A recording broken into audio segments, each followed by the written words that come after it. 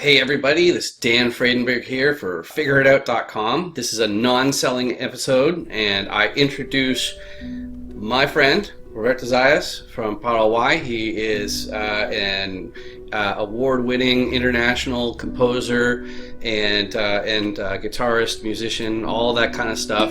He's the only man I know personally where I've actually been to his concerto, where he composed the entire thing, and he got a symphony orchestra to play it, and I was in attendance, and actually so was my son. It was really awesome. Thank you so much for being here today, Roberto. Thank you very much, man, Dan. Well, you've got your own following. You've been doing this for basically 3 decades now. Mostly in Taiwan. I know that you were playing in South America and touring around before that. But so you've got your following, but I'm sure any of the people who know you, they don't know about FIGGERRIDOUT.com. And so FIGGERRIDOUT.com is a show where we have some guests. We focus on building an online presence, which is that's more forte, and the different things we do to cultivate our attention to detail, just being able to spot the little things that make a big difference, and that helps our skills, and it even makes our lives better. To go along with that, you can go to FIGGERRIDOUT.com and get my book on achieving excellence. It's one skill at a time, and then you use that technique to multiply your skills until you make people nauseous. So get your copy when you can and build your career, your business, and yourself. Figure it out, right? But back to you. So in your own words, then, like how would you describe your background and basically like how we ended up meeting in Taiwan on the opposite side of the planet, and from opposite hemispheres at first, right? Yeah, that's right.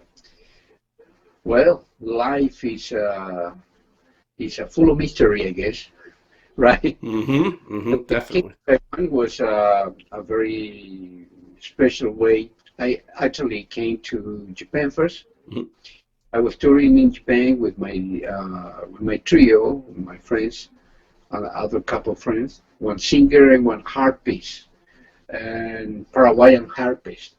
Paraguayan harp is a special instrument. Mm-hmm. It's a little different than the classical harp or the Irish harp. No.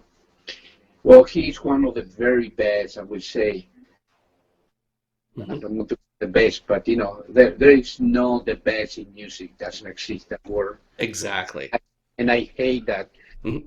Most of the time people say best this or no. There is never ever best on anything. On the contrary, Mm-hmm. each one are completely different, right?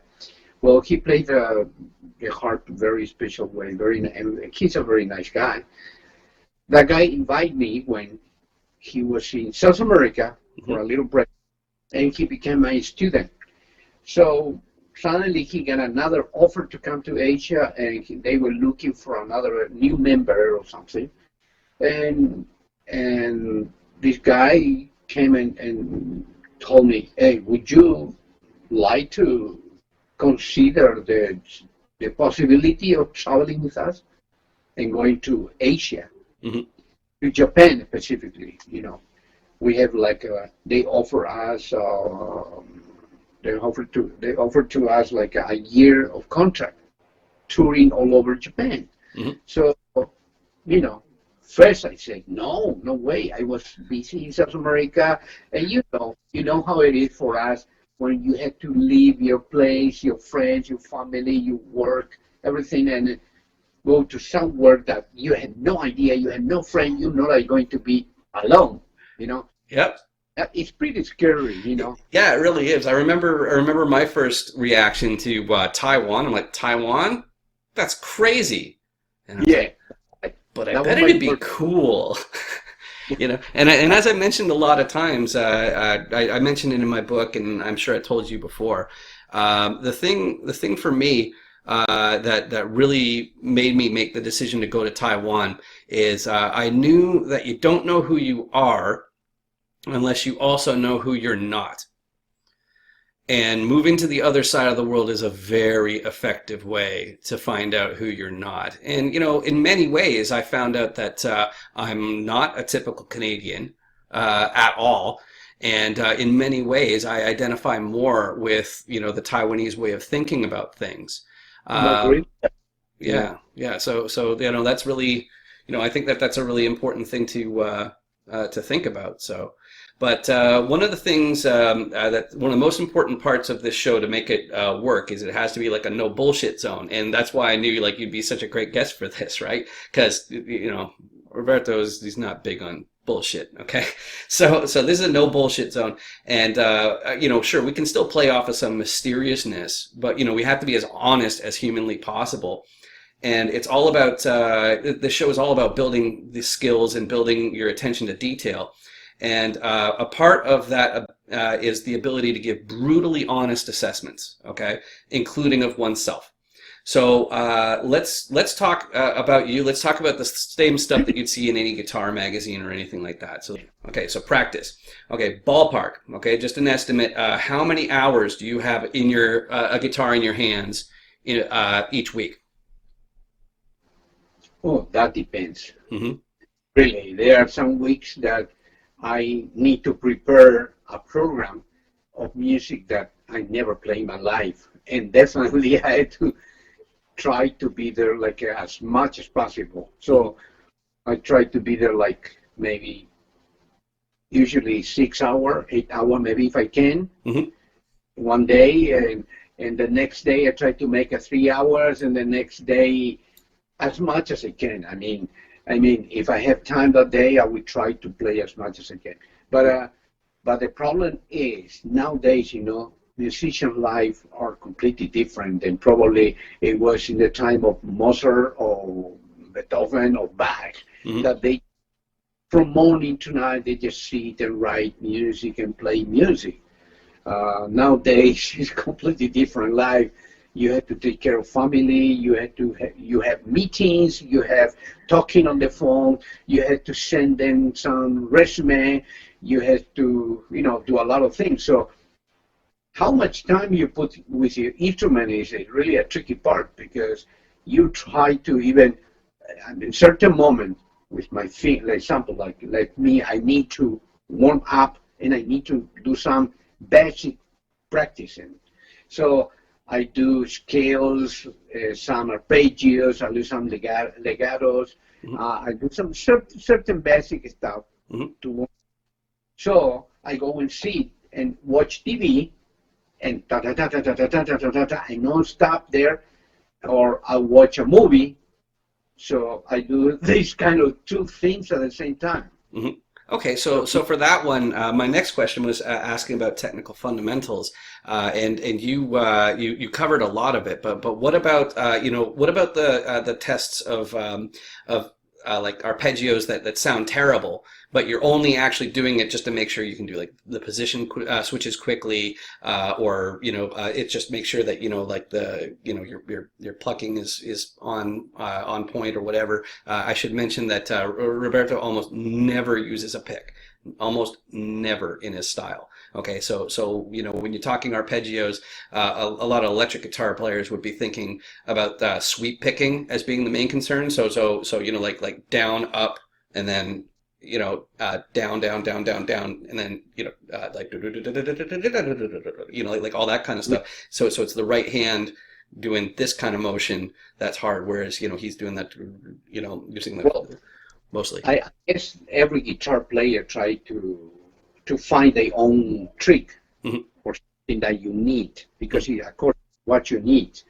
And example, like for this kind of thing, like I had to play an electric guitar and I need a little brighter sound or something, I use my thumb and my nail and I do like that, up and down, something. Right. But usually the other kind of arpeggio really require your fingers. Right. Right. It's a free stroke. Yeah. It's like really free stroke. There you go. There you go. And then you need to practice that.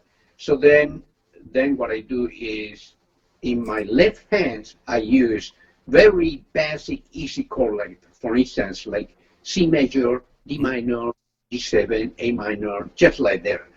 I don't use, so I don't have to think about it. I don't have to worry about my left hand. Mhm. But definitely my right hand, I try to practice all different kind of arpeggio, up and down, different way, in different position, in different strings and stuff like that.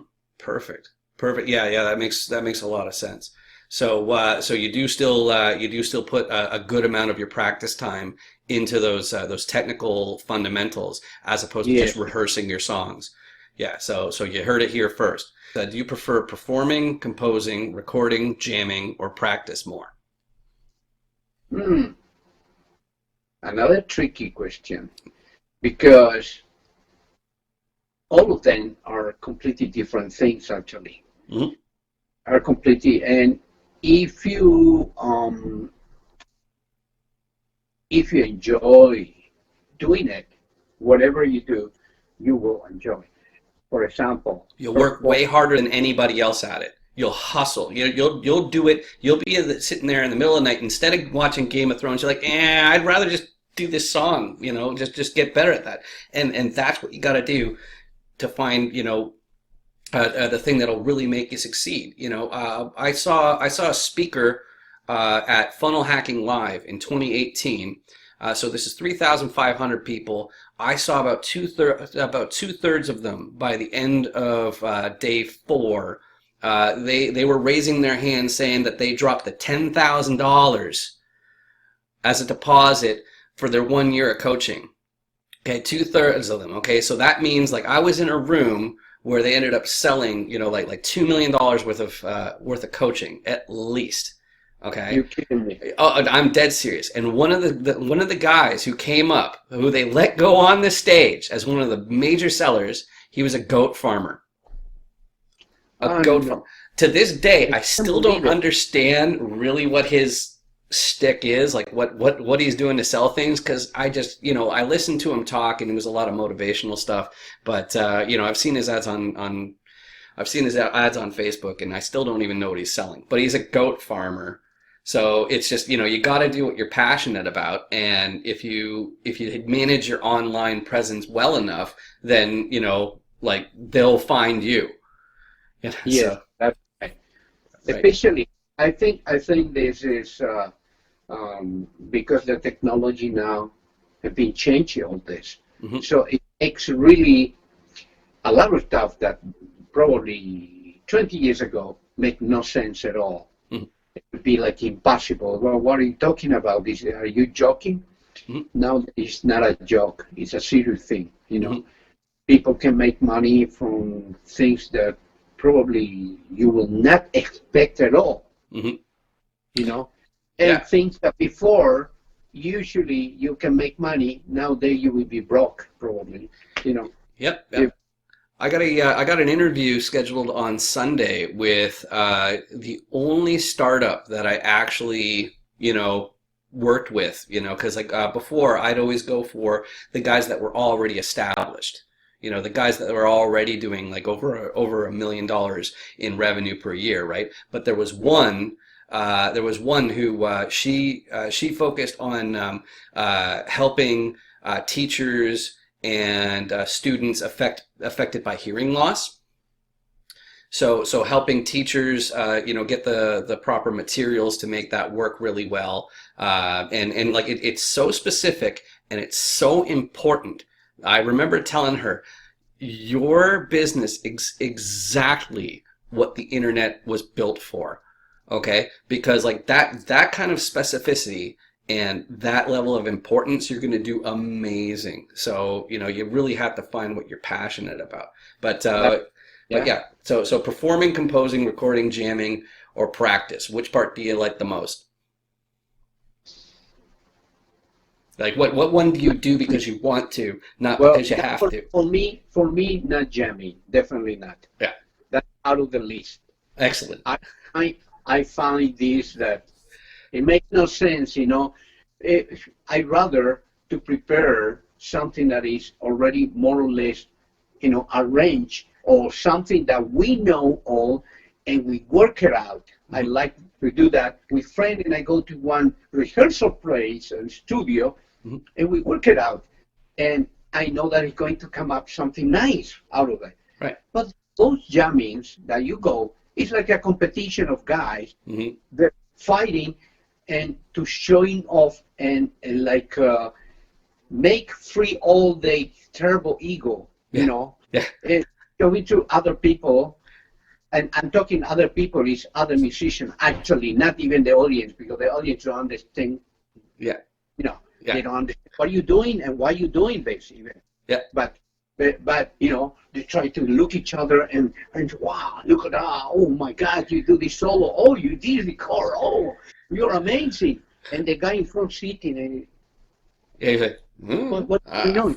Why did I came exactly. today here? Why did I came here? You know, I have no business with these two guys there. Yeah. You know? Yeah. And make so this is about jamming. This is my idea. Mm-hmm. Of course, many musicians will not agree with me because they think that jamming help you to develop something. But Mm-hmm. actually, if you want to develop anything, the best way is when you are alone and really work it out your problems. You know. Right. Because you know it's hard also to explain. You know, like I've been with Roberto at several different of his like rehearsals and things like that. You remember I helped you out with the Lion King, so you know I was right there in the orchestra pit for that. No problem, man. It was amazing. It was really fun doing that. You know, and also they're doing the two right now here. Right. Yeah.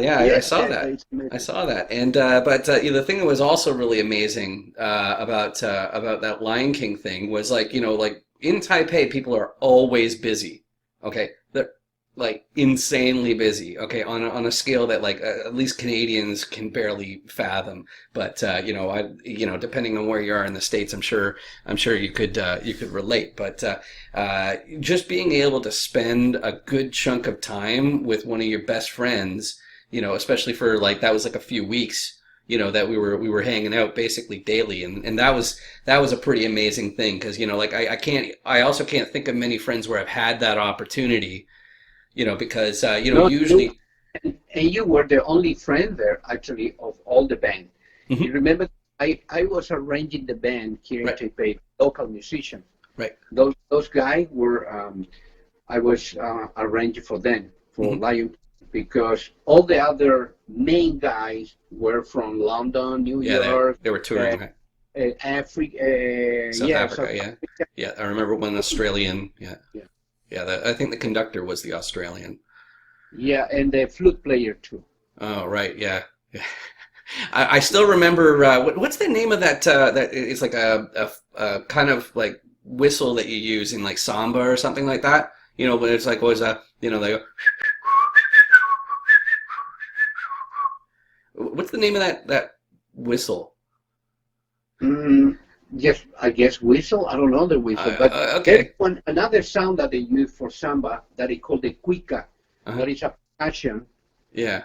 percussion with one thing inside, one like a small piece of wood. I took like yeah, and they put some kind of oil or something, and they had to move the hand with one rope or something. Oh, it's like a slide whistle.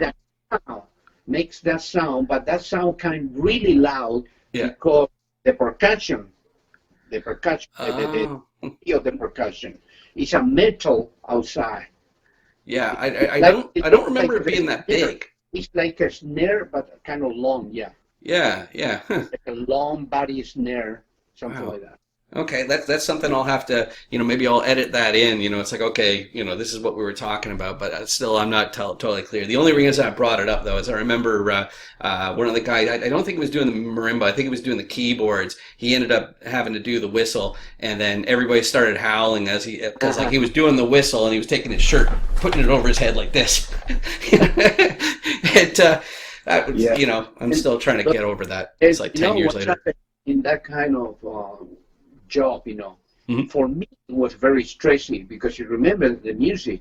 I had to learn 38 music, Mm-hmm. the 38 chart, Right. and every chart was some of them. You saw 2 bars, one effect, 2 bars, different effect, Right. and different thing, and sometimes the middle change instrument. Yep. Like from from Right. like a heavy metal sound suddenly to kalimba, Right. and then Right. go to a classical guitar, and then to a string guitar, and then ukulele, and my God, it was like I thought I'm going to get crazy. I tell you honestly, See, but oh, sure, but see that's the fun but part. Is like you were sweating, but I knew you'd handle it, right? yeah, So that was a great time for me. I guess I guess those guys who do that kind of stuff after 500 shows, Mm. Yeah. they memorize everything and they know already and they know when it's coming. So then you have to, okay, I have to play here this, I play here there, because it's all every day, every time, 2 shows. Imagine, it's Yeah. crazy. Yeah. So like the flute player was playing like a 35 kind of flute. She got there over the table, and I asked her, I said, this is crazy. How you remember each one? He said, no. She said that she got already established all the in order, Yeah. all The system. the flute that she's going to play and the names and blah blah blah and parts. Right. Well, So there's one big difference between you and I, though, because if I walked up to her and I saw she had like 32 flutes, I'd have to be okay. Like, which one is the skin flute? yeah, for At me, least I think I'd say that. okay. In my head, I'd say it like a lot. So there you go. Anyways, so the next thing I wanted to talk about, because I remember that was a funny time too. That was actually right at the Great Recession was when that episode of that or that show of The Lion King was going on. Like the stock market was crashing and. So we've been through the Great Recession as friends. We've been there for the rise of China. Like in 2003, China was not China, like as it is now, right? No, no. And now we Yeah. got the trade wars going on, between China and the U.S. And I I recall that you do a fair number of corporate and government gigs. Well, maybe the government ones have kind of phased out a bit, but corporate gigs definitely depend on how the economy is doing, right? Or else you're just not going to be that busy. But Definitely. when things are great, when things are going great, when the economy is awesome and you're got lots of work to do, what part of being a musician keeps you up at night in a bad way? Really bothers you. Well, worries. Uh-huh. But musicians are, as because you have been for a while trying to be a musician, like making all this, and you know how uncertain is everything. Right. There is no prediction at all. Yeah. I mean, you try to make projects, right? Right. You try to plan things like I'm going to record this, I'm going to make a band with him, Right. or what with those guys or whatever, and you have maybe possibility of certain show that you're talking with some agent and promoter, but when a crisis like that happening, everything you got like, sorry that project didn't happen, and sorry that performance is not happening, but we will let you know soon. Don't worry about it. Mm-hmm. And you know that Yeah. that is not going to happen. Yeah. Once they cancel, is almost 95% that is canceled. Right. Right. Very few of them they might, they might come up again to revamp the idea and push to happen. Right. But most of the time not happening. Okay. So false we know, starts. musician, we know that is a very bad sign. Yeah. So man, that is start to make you worry. What am I going to do? Well. Because after all, you're just musician. Hmm. You know that government don't give you any support at all. Oh yeah. Not in Taiwan, no.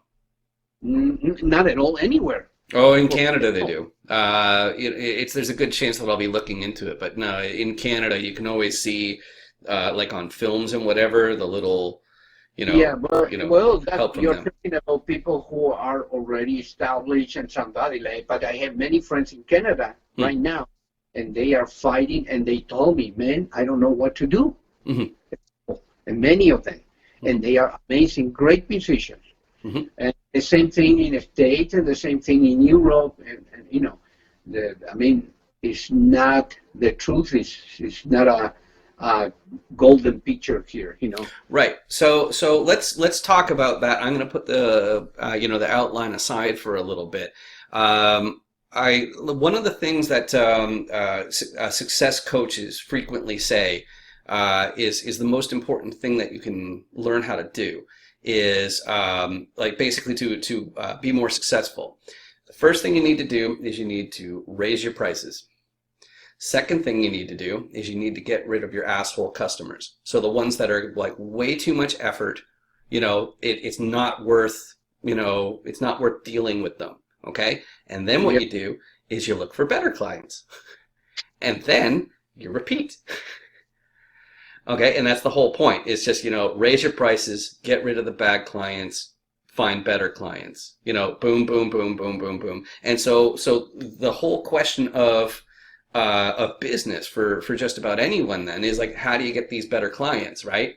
What do you do? How do you get better clients? How do you get, and you have to either get more clients or you have to get, ones that will pay more. So I remember telling you before, have you put any time into looking at Patreon, Patreon.com? No, certainly not. Okay, so if you're a musician and you want to use social media to your advantage, it's a good one to use because basically you get patrons. So what happens is so if somebody likes what you're doing, then what you can say is like, okay, I'll let you choose which song I'll make a video of playing with the sheet music and the tablature. If you want all of these videos, then or if you just want to be involved, then send me $5 a month automatically on your credit card. If you really like my stuff and you want to be able to download those videos of me playing it, then give me $10 a month. If you want the sheet music though, then it's $15 a month, and you can download my entire collection and all that kind of stuff. So those big fans, they have a way to pay you whatever they can afford, even if they can't go to your live gigs, because sometimes that's one of the problems, right? I know you've got tons of fans who are extremely busy, and I'm sure they'd love to go out and see you more, and it's a great little business model. But as far as online goes, what mediums are you finding are helping you out? Like Facebook, or are you doing any Twitter or LinkedIn?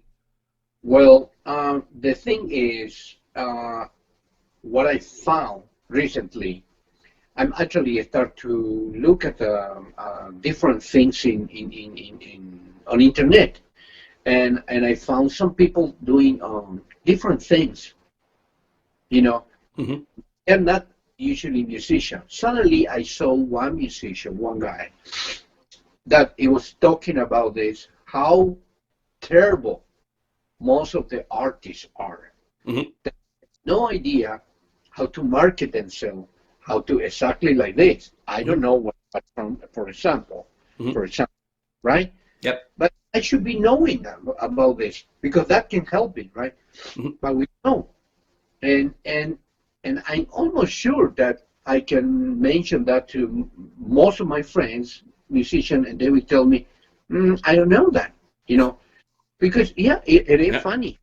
Well, yeah, it's funny just because, just keeping abreast of that sort of stuff. That's one of the reasons why I'm so successful. It's just, because people are constantly asking me, how do I get a better audience? How do I get a better audience? And so whenever I see somebody that's doing something weird online and they're not, all gaunt in the face, like they have the fat of success like me. That's always a giveaway, right? And so I'm going like, this person, he's feeding his family. How the hell is he doing that? Because I know how much effort you have to put in to get to the front page, to get found, and then to actually monetize it after you're done. Yeah, it's so I'm going like, so what's this guy doing?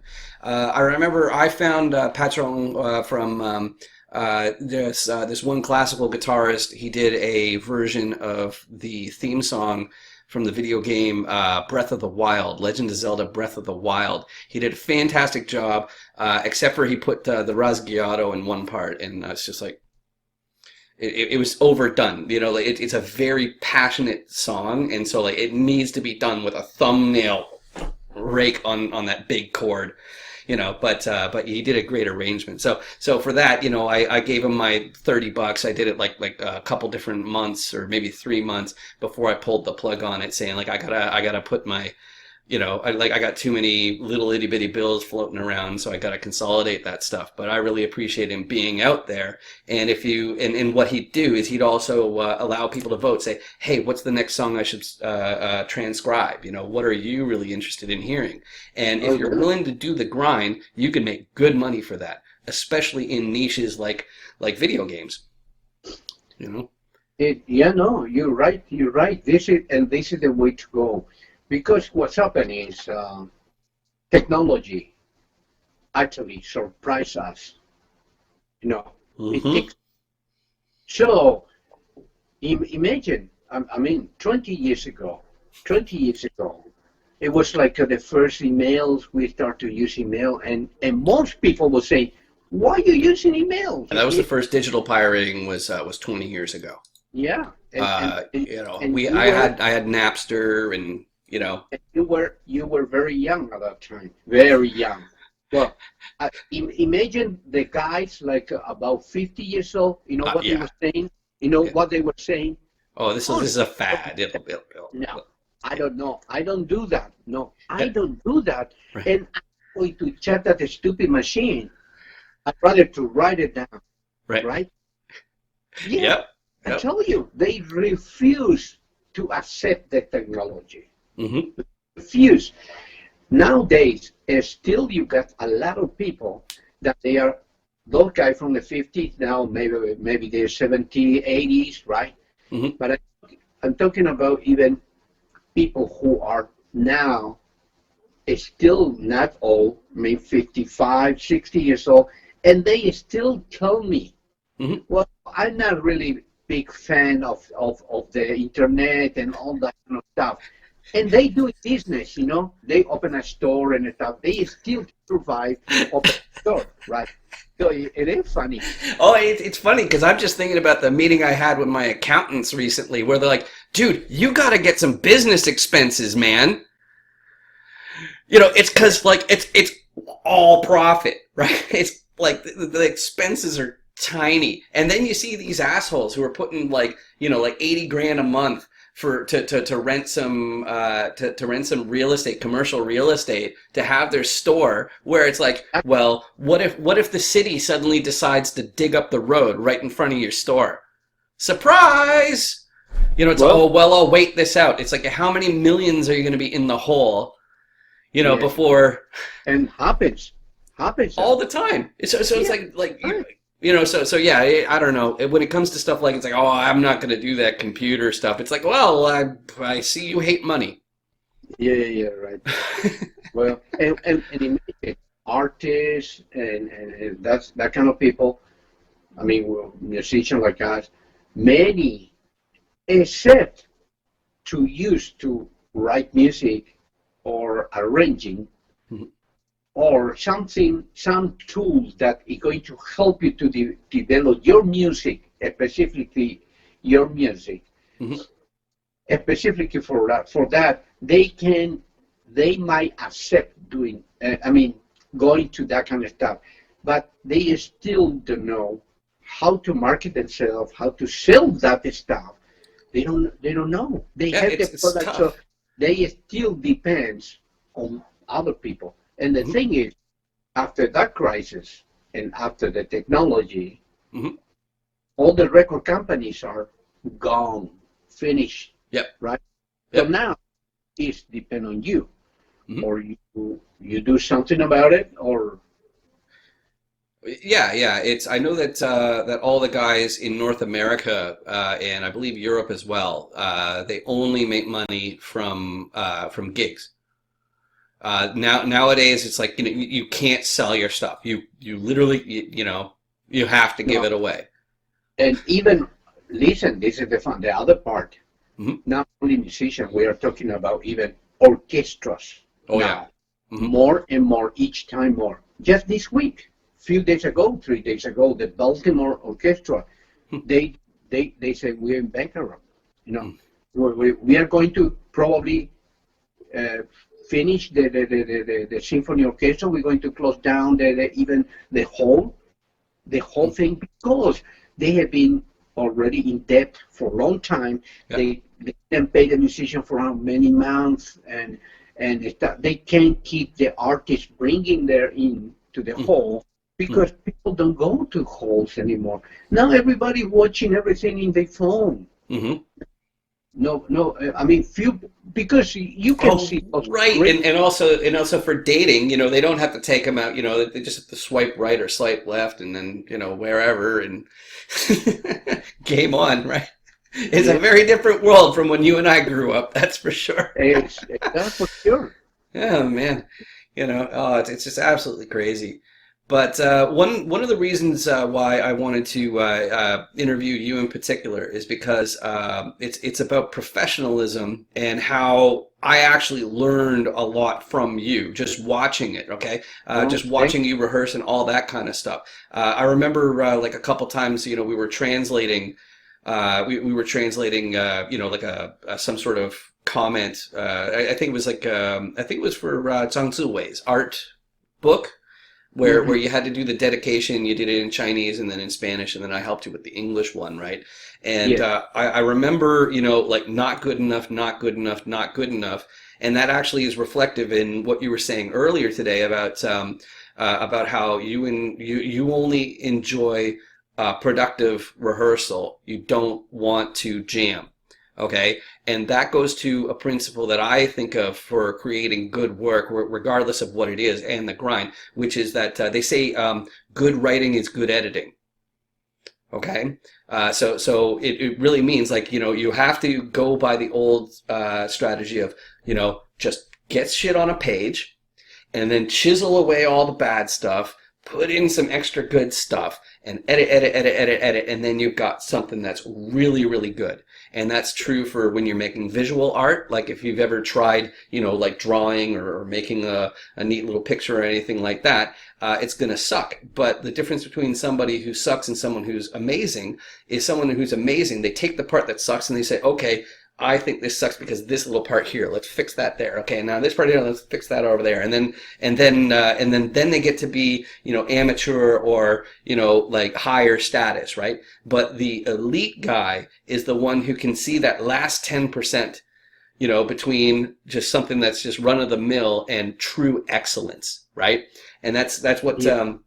that's what I like to watch here. So to give some examples of what I'm talking about, I think that a great guide for having those kinds of high standards that I learned from you. I also saw it in Gordon Ramsay's shows, like Hell's Kitchen, all that kind of stuff. And he in his sense, it's like you don't use substandard ingredients, you don't use the microwave. If it's slightly burnt, you throw it out and you redo the dish because it's okay to make your customers wait a little bit longer, but having a substandard product is absolutely unacceptable. You Yeah. know, exactly. And another way I heard that You said, use the real thing. Yeah. exactly, Oh, exactly. So another way of saying it was from Penn and Teller. And this one relates even closer to music, right? It was something about like how consistency is the most difficult standard. And what he meant is like it's and like I'm a little bit guilty of this, right? Because when I was at the end of high school, I did enough performance where I actually would be able to go through my classical songs and not make any mistakes. I actually did get to that point at like where each one of my classical songs I've done it, like performed it at least once exactly the way that I wanted to without any mistakes. But like when it comes to like soloing or something like that, being able to do something fast but like fucking it up like 30% of the time, it's like, well, you can't be doing stuff all the time that's that difficult. And so it's more difficult to actually be able to, get a standard and always match that every single time, instead of like trying to be all wild and crazy. And then, sometimes it's not, like I think Stevie Ray Vaughan would be a good example, because I heard a lot of complaints where they'd go to his show and the dude would be all coked up. So he couldn't even play it right. And so like that's an example of like, it doesn't matter if you're hot shit when you're sober, if you're not sober. Right? So that's what I'm saying. That's what I'm calling keeping standards. And in business, what you do is you create what's called a standard operating procedure. Okay, and we call it an SOP. So it's very important for each part you systematize it. Like whenever you found that something fell apart, you have to go, why did it fall apart? What can I do to make sure that that doesn't happen again? And so you create these standard operating procedures, basically as check boxes to make sure it's like, okay, do we have the lights? Do we have the sound guy? Do we have the board? Do we have this? Yeah, check, check, check, check, check, check, check. And so I don't know how you could be a professional performer without running into that issue. So I'm like, what are some guidelines that you've created for your own workflow? That are like standard operating procedures. Make sure that every time, say, I compose, make sure I go through these steps. Or every time, like I'm maybe it's accepting a gig. I always make sure that these boxes are checked. Like, can you think of anything in your music business that you where you use that kind of standard operating procedure? Well, for me, like something like this I have right now. It's like this week that I have one gig that he asked me to learn some new song that I never sang. I never sang before, And I had to prepare a concert for the National Concert Hall, some pieces that is by Manuel de Falla, which is completely different. Yeah. On the other hand, I have concert this also next week of Aboriginal artist, very famous, that is going to perform the whole show. And we're going to do this, going to be the first concert, and then we're going to tour all over Asia. And all of this are completely different. And at the same time, I'm working in another recording for China, for example, one album that we're doing the revival of the old traditional Chinese music, making a new arrangement, and working in my own album also. And all of this happening like at the same time. So what I had to do is, wait a minute, I had to take a breath a little bit. I said, first I need to prepare this, and I need, so prioritizing. I need, prioritize. This is very important. It's very important because when you have many things to do, you have to do it. I mean, somehow there are dates that you had to you had to confront with those people. You have to confront the dates. So you need to do that. There is no way you can say, oh no, maybe I can do this or not doing this. No, you have to do everything. But there are something that is really urgent. So you put that first and you said, I'm going to finish this. So I do that. Like now I had to change some music, transcribe some stuff. I had to do that first because that is urgent for tomorrow. Right. Whatever's due today or tomorrow, you have to do that first.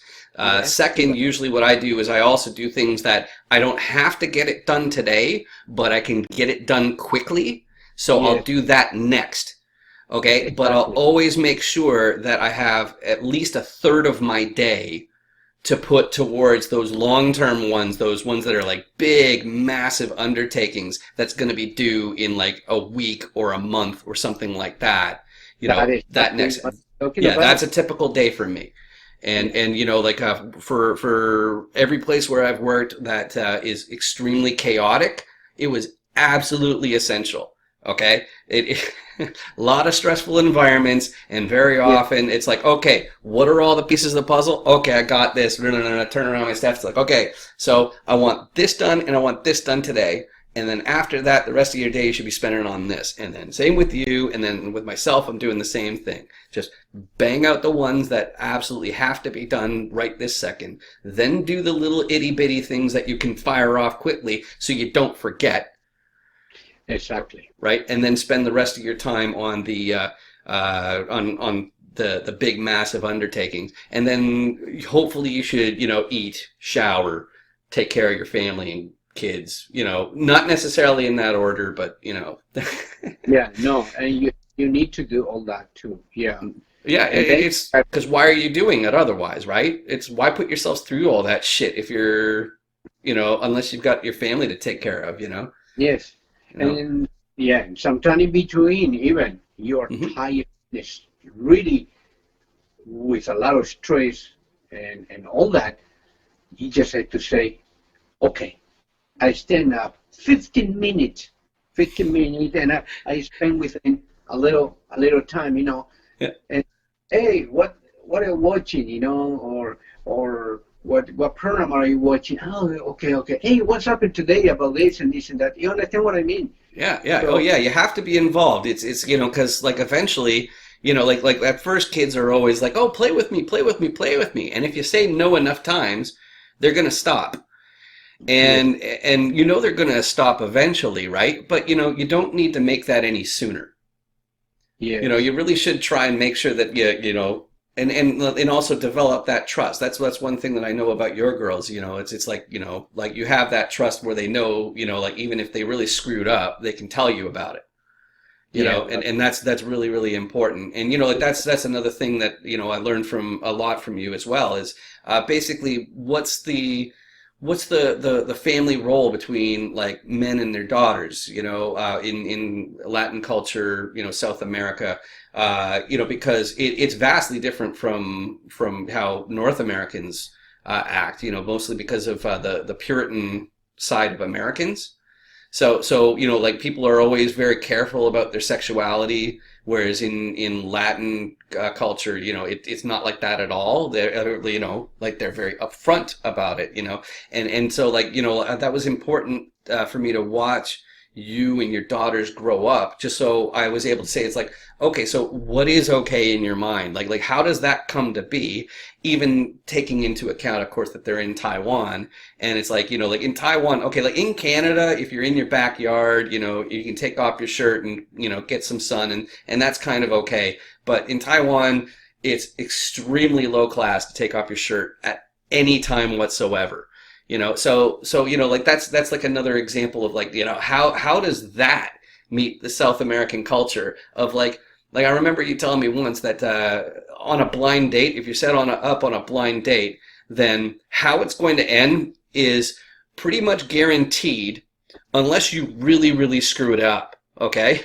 Whereas like where I'm from, it's like, where it's going to end up, like that's if everything goes perfectly, okay? Like she believes that your fake job is real. Um things like that. okay, So everything has to go in your favor, in order to pick up a girl on the first night. But that's just like like in South America, it's a matter of fact, from what you told me, that it's like, well, you go out on a date because it's like, it's been a few months, I just need to clear my head a little bit and then get back to life.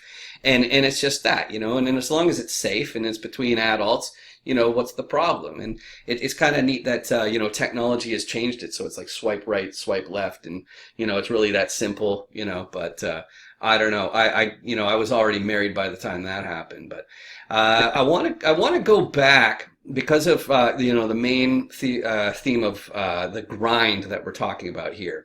I also wanted to interview you because, we're talking about the grind. I don't play that often.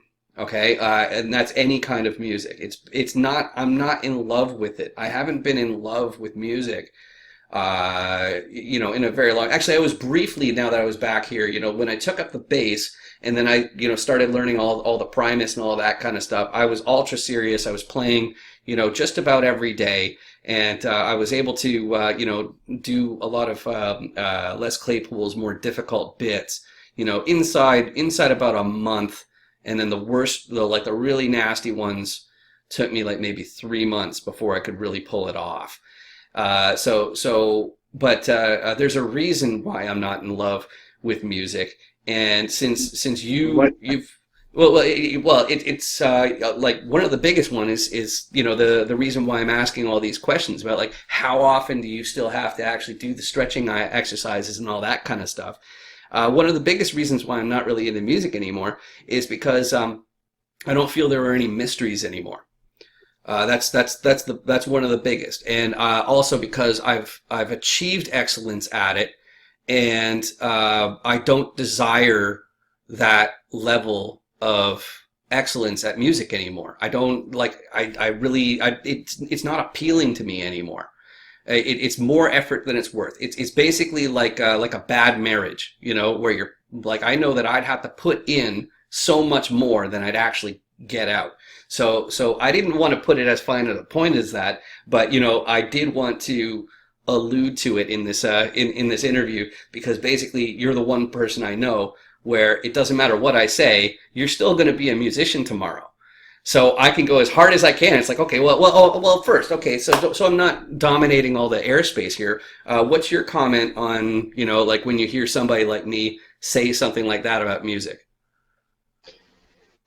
Well, the only thing I can tell you is that I think that you probably didn't really found the right, somehow the right motivation, Mm-hmm. right? You didn't found the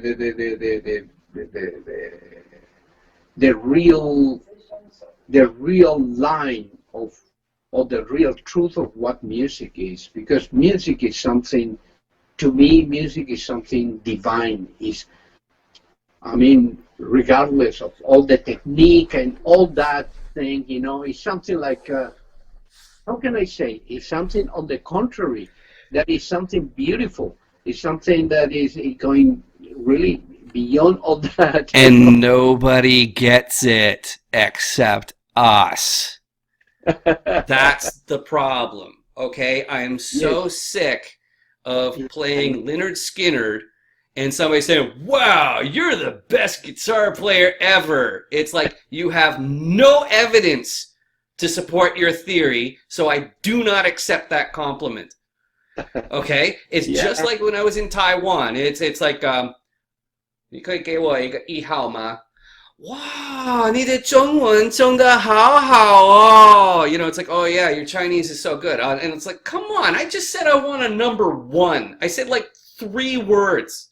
Okay? That does not count as excellence. Okay? Well, yeah, but So that's like, so it's a recurring thing with me. It's like, okay, if you're going to give me accolades, you need to at least understand how much work it was to get there.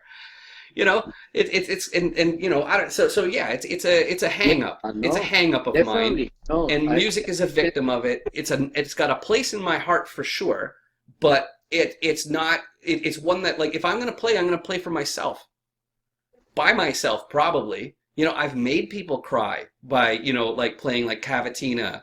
Playing like these really, really beautiful guitar songs, and that takes a long time before you get that good.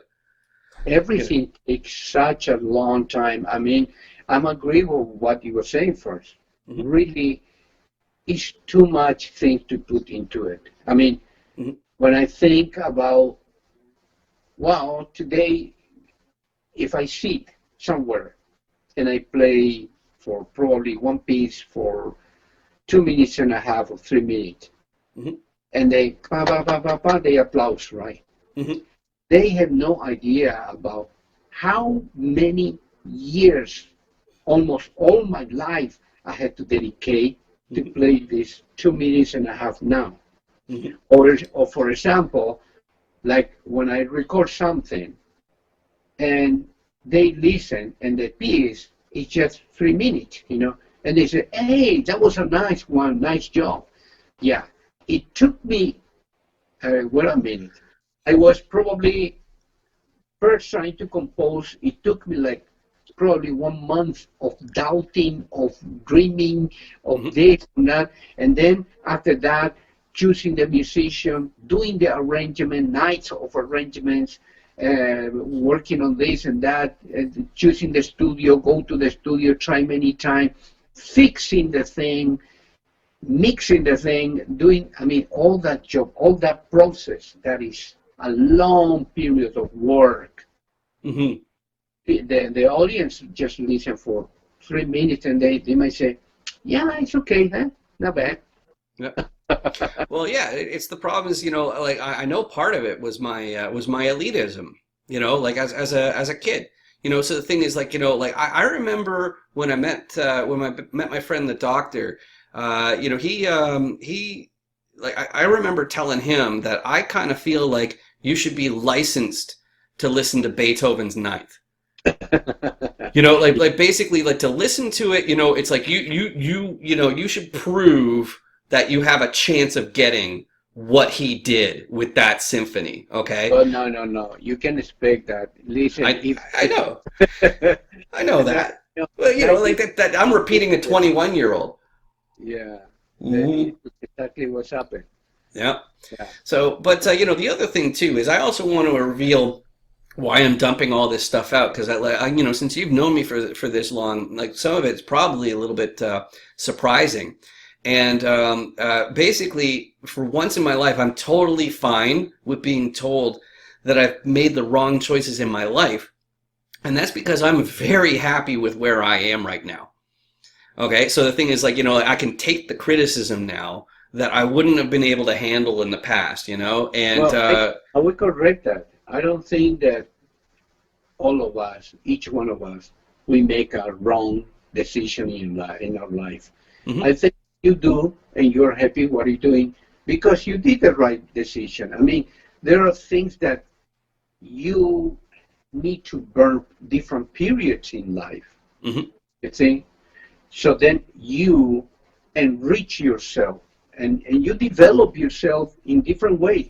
And that development is going to take you here or here, completely different way. Mm-hmm. So it's life is unpredictable too. So Yeah. I don't think it was a wrong decision. No, what you did before was all right. Mm-hmm. Now you do this, and this is the right thing too. Yeah. You understand what? Yeah, and that goes back to the thing you were saying about music and the grind. See, I remember ever since engineering, when I was in engineering, I remember figuring out that the way to make money, if you don't have any, is to do the thing that other people don't want to do, especially rich people. Okay?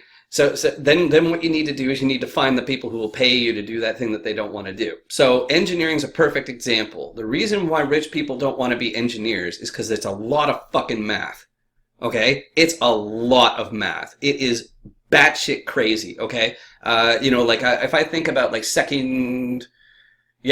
actually even first year engineering, okay? You have linear algebra, okay? That's math. Then you have calculus. That's math.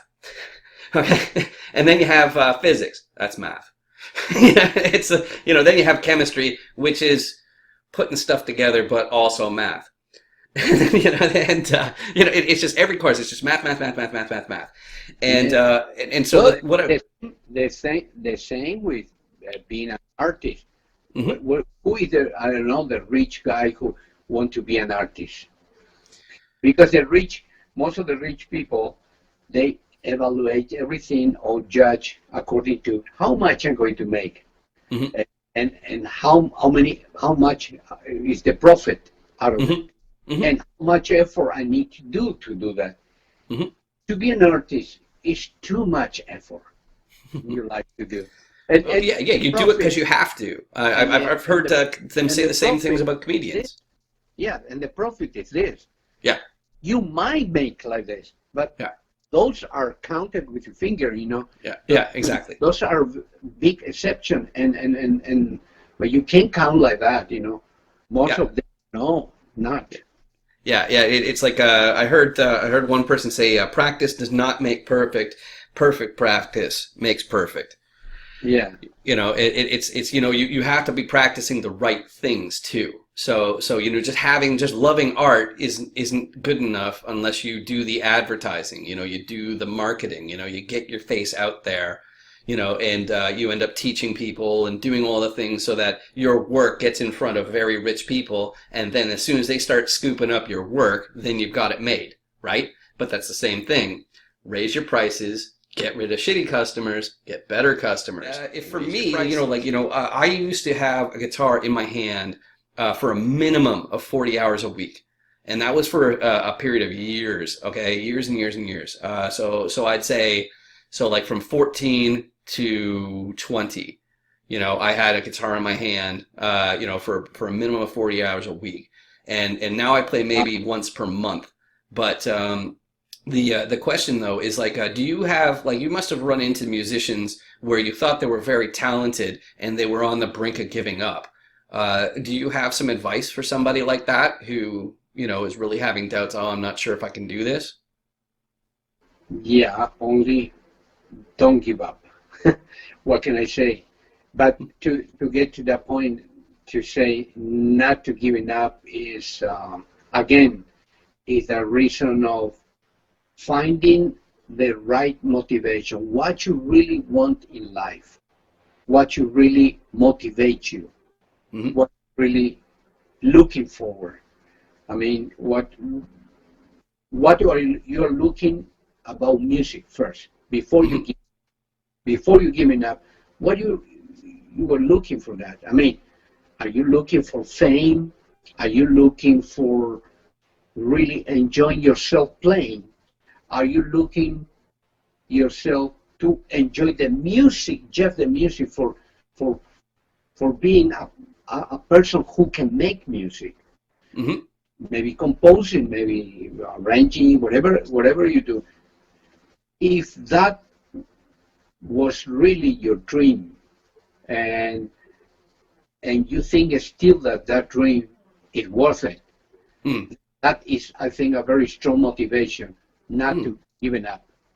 I like But that. if if you don't have that motivation and you think it's not worth it, you might give it up and you will start to do something else. But like I said again, maybe in that case that was not a wrong decision either. Hmm. No, still that was nice. Hmm. You learn music and you learn that it's hard. One day, even if you do something else, you come back and then you will appreciate what music is. And Hmm. tomorrow you will see somebody playing so good, and you know He's like, I you gotta are do that. you I will gotta be do that. I yes gotta do what you that guy's doing. Yes, that yes feeling. Yeah, it happens every once in a while, and then I get that spark, and then it's just like, maybe I could do the interview next week. yeah. You But know? you know one thing. Hmm. You have your meter or your little machine of parameter of appreciation Hmm. very high because Hmm. you see a person playing like that, you know how much costs that. While the other 99% of people have no idea Hmm. if Yeah. like it or not. Hmm. As usual, what Yeah. usually happen in music. Right. Before I forget, I should add one thing that both you and I are aware of, which is I love what they use to describe music that they're not accustomed to in Chinese, which is you know they say 这首歌我听不懂, you know 我听不懂. So they're saying it's like oh I don't understand it, and I think Well, it's really that important. is a very honest. It's Yeah. very honest, and you know in the West we say it's like this sucks. You know, Yeah. and that's it. It's like, no, it doesn't suck. You just don't get it. You know, music is communication. You're saying a message, okay? And jazz is one kind of message, and different jazz songs are different messages from each other. Same with blues, same with flamenco, same with classical, same with rock, metal, you know, like everything. World music, everyone. it's all communication, and you know, it's like, that's like the musician in me. That's the reason why, you know, like I'll still come to tears over some songs, you know, just because the message is just so clear to me. It's just like, oh my God, this person's life is so terrible, you know, and you know, like the sorrow, the agony. It's you know, it's really, I'm thinking of a particular song. Talking about that, a few days ago, a friend of mine came and we were talking about orchestra and orchestrations and stuff like that. And again, I just found this CD of Henryk Górecki. I don't know if you know, Hungarian composer. Henryk is Henryk.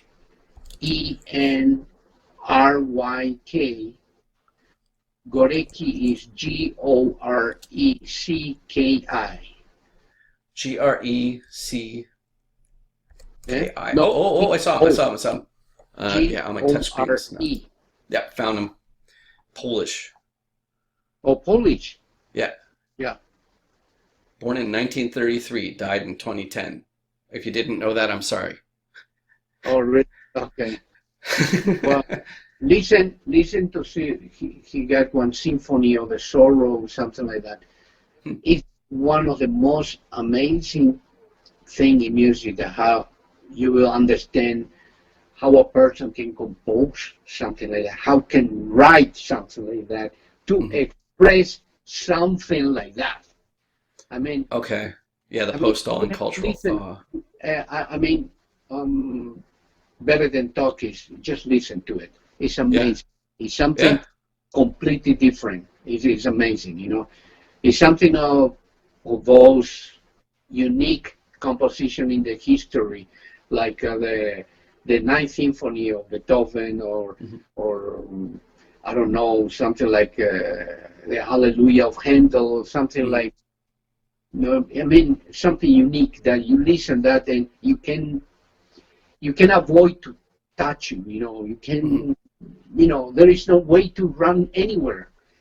I'm trying to think of another one that I put like kind of on that level of emotion. I always like that one. You know the Turkish march. Isn't it a sonata? So it's like three. A sonata was 3 parts.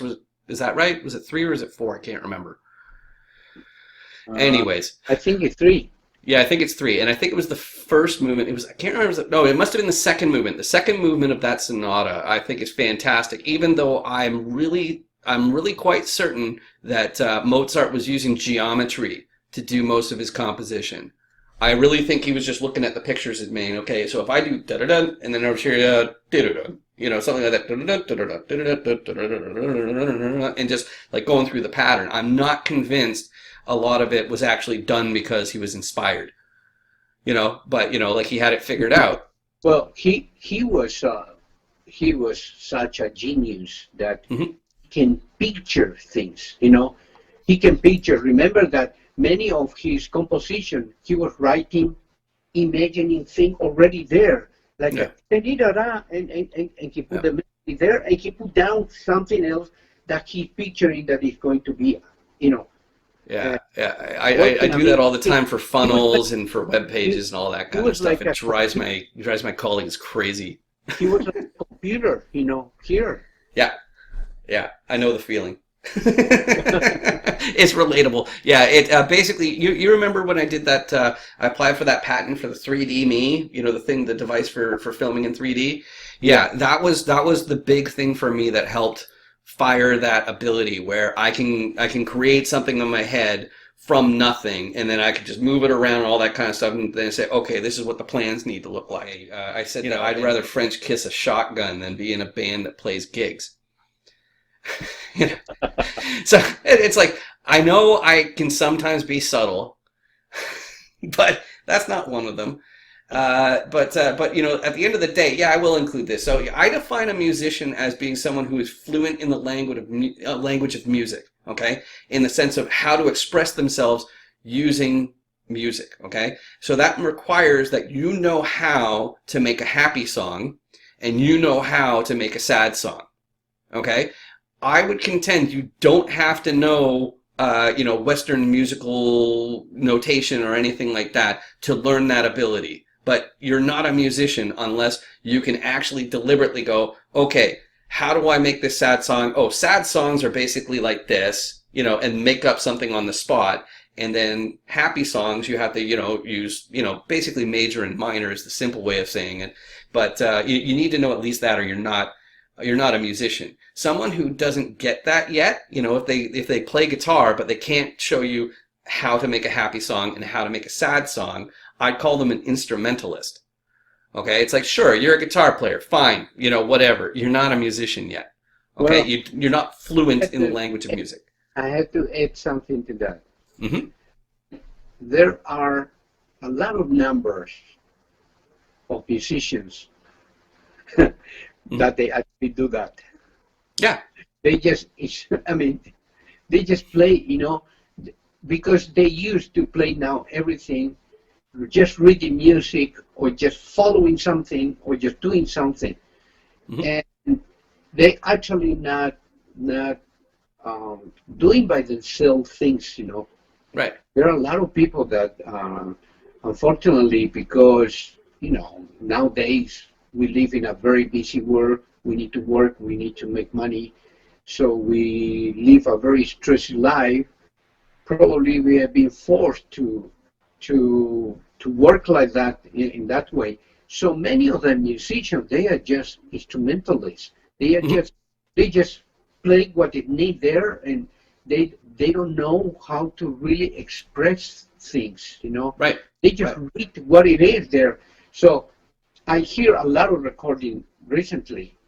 A guy's playing the guitar and it sounds like piano. They just Yeah. play the note. I mean, Hmm. and like I would say like a bad pianist, Yeah. not like a good pianist. I mean, Yeah. that is probably more correct. Hmm. I mean, they just play like a tin tun, tin tun, tin tun, tin tan, tin tun tun, and it's like, what the hell is that? Hmm. No? All the Yeah. notes are correct, the timing is correct, everything, the sound is there, but it doesn't sound beautiful at all. That means there is no soul at all. It's Yeah. there.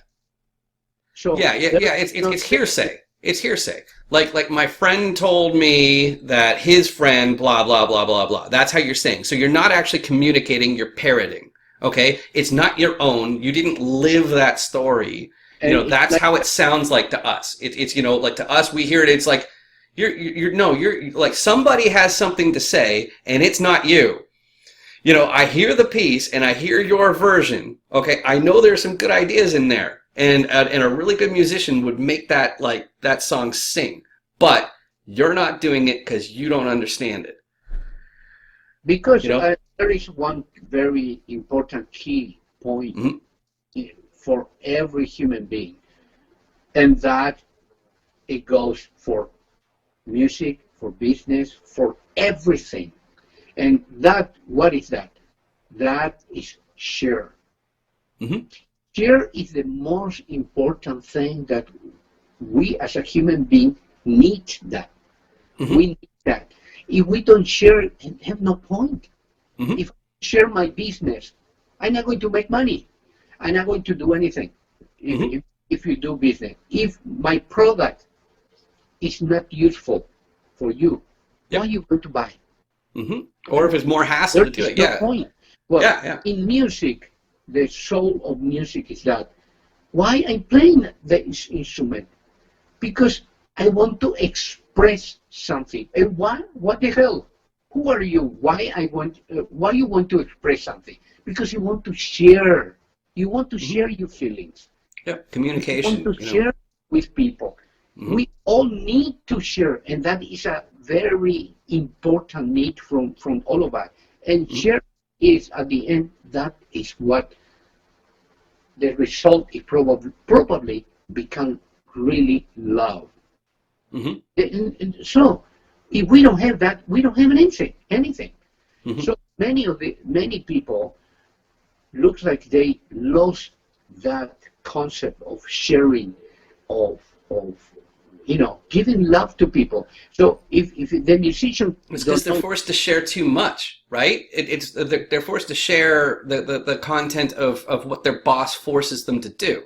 yeah, It's the boss wants to share, and then the employee, they're just sitting there. It's like, okay, I have to do this for my boss. So everything they do, they're still communicating, but they're only communicating to their boss. They're not communicating to the customer or the company.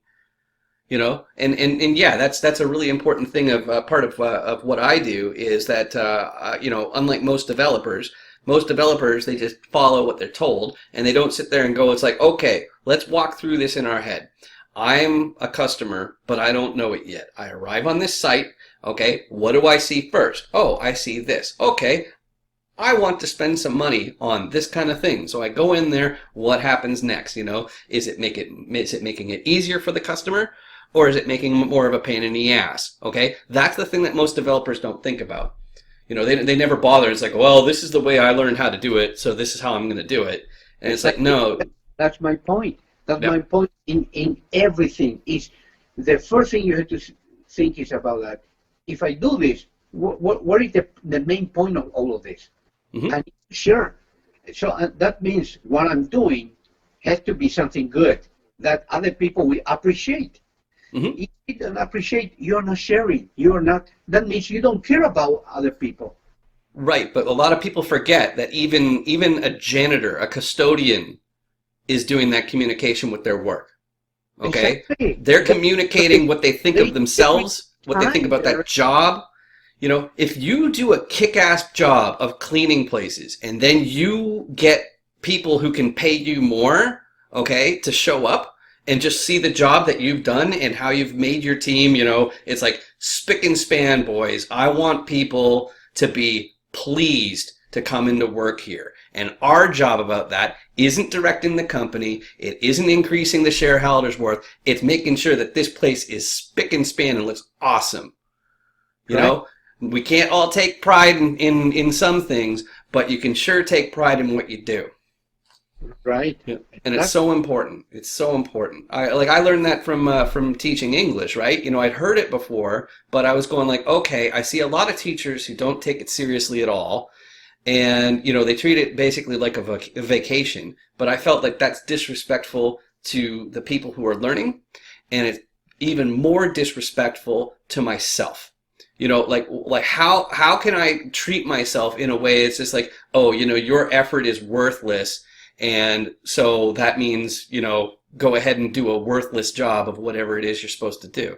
It's no, become the best janitor that you can be. So. That's it. Mhm, mhm. Hey, I'm So, talking about janitor or something like that. There is a story that it was famous in China. Example, like this guy was the driver of this billionaire guy, right? yeah. And he was driving always the boss, and the boss and his wife.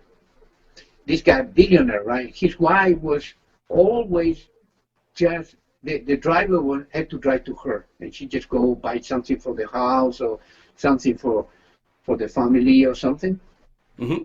So the wife didn't have any friend actually. The only person she knew was the driver always. So they talk in the car. Well, one day this old guy who liked this driver very much because this guy was the guy that he trusts. Hmm.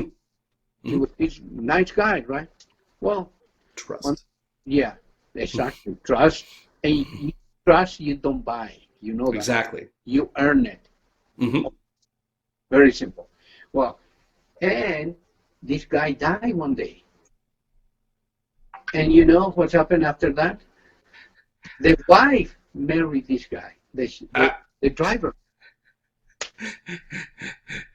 Yeah, you can He always screw your become, way out to the top. he, That's the he other become lesson. billionaire. I mean, why I'm telling You you heard it here this first, story. everybody. You can sleep your way to the top. Exactly. So you were talking about the janitor. Yeah. Yeah. You never know, but if you do your job right, and you put everything in your job, your boss might notice, and he will say, "Hey, come here. I think I got a better job for you."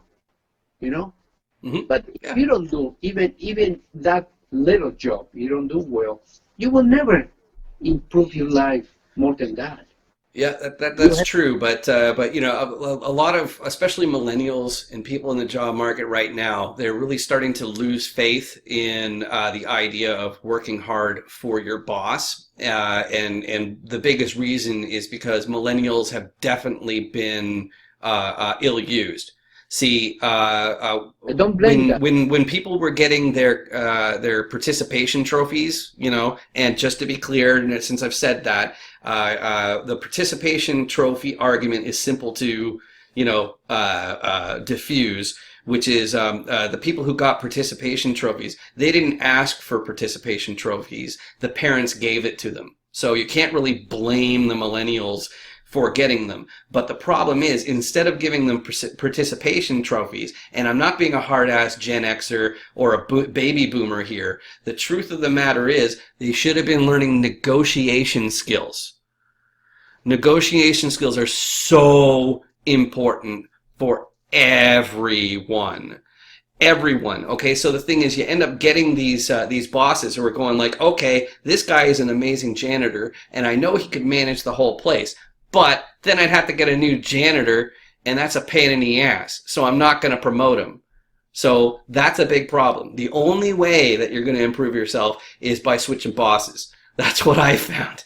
You know, the better way, like the thing that I actually did is I did corporate, then I did freelance, so I was my own boss.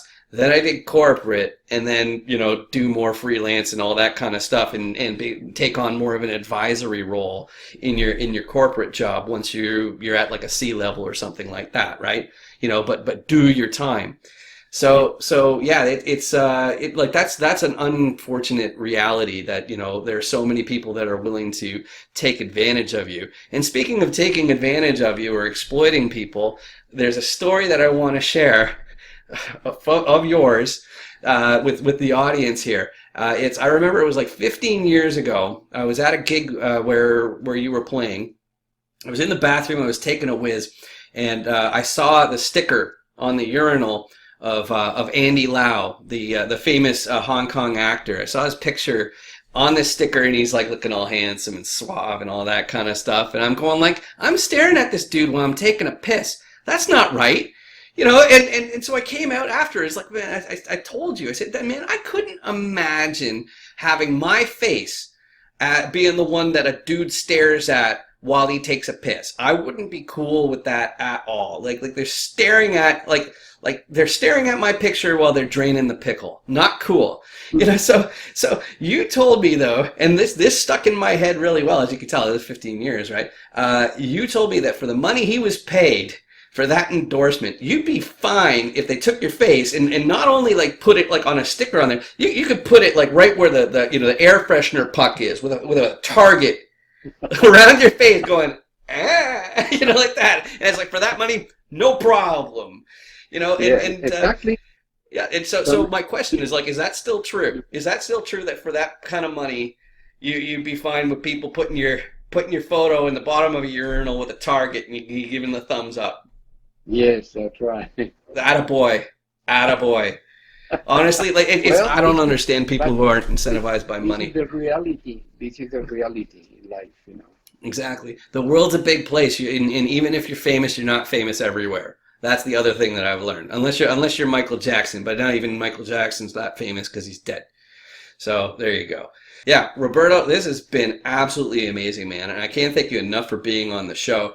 And just to find out what Roberto's up to, make sure you go right now, not later, right fucking now to what, Facebook? Facebook, look up Roberto Zayas. That's the right. best place to catch you. Okay, so Roberto is Roberto, Yeah. and then Yeah, Zayas is. my YouTube channel is not good at all. I need to work out that. It's just terrible. See, that's the sound of somebody who's made it, man. I never really, yeah, as you can see, I'm not really on top of this. If you're still getting by and you don't and you're not in your social media game isn't on point, we gotta do some changes. You gotta make sure you get on Instagram. Instagram is big with the ladies. Yes, it is. But what you want to do is you want to post, and you want to post often. Go ahead and do selfie videos. Okay, one group that I'd encourage you to follow and copy everything they do is it's called Walk Off the Earth. Walk Off the Earth. Okay, they're from Ontario, Canada. I think they're from Hamilton, and they're famous all over the world, touring all over the place. They're doing really great, and I think their real in was just being innovative with music. In the sense of their first big single that they were famous for was they did Gautier's "Somebody That I Used to Know," and it was 5 people playing one guitar. So that was what they became famous for. But then they end up getting like a massive guitar and having all 5 of them playing it, and Wow. and they do all sorts of things. They like to play songs with like pool noodles, like some kind of like swinging horn to get like harmonics and just all sorts of random stuff. So they'll have like Really? some cutlery inside a glass and make a clink sound for percussion, and then they'll have a bowl of pistachios, and they'll pick them up and let them far out. So boom, clink,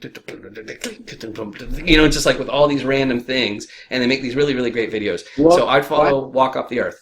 Walk Off the Earth. Walk Off the Earth. Yeah, check them out. They do a lot of really amazing stuff, and they take really good care of their social media. On Facebook, I've seen, I only started following them recently on Facebook. I was following them on YouTube for a They might while. have somebody who do that, right? No, I'm sure they do it because that's how they started. So it was obvious like that was their strength, was the music and the video production, because they're doing like really complex like cuts and shots to make it really entertaining. Like one of my favorite videos by them was their one for Cheerleader, because they were walking through the tour bus as they were sampling, and it was really clever if you know the audio side of the editing, because like they keep on cheating, but it's so slick. You have to know recording really well to figure out was actually a live sound that they recorded and what wasn't. It's a really really slick. Definitely check that out. That's what I'd do. But do you have anything else that you want to plug before we go?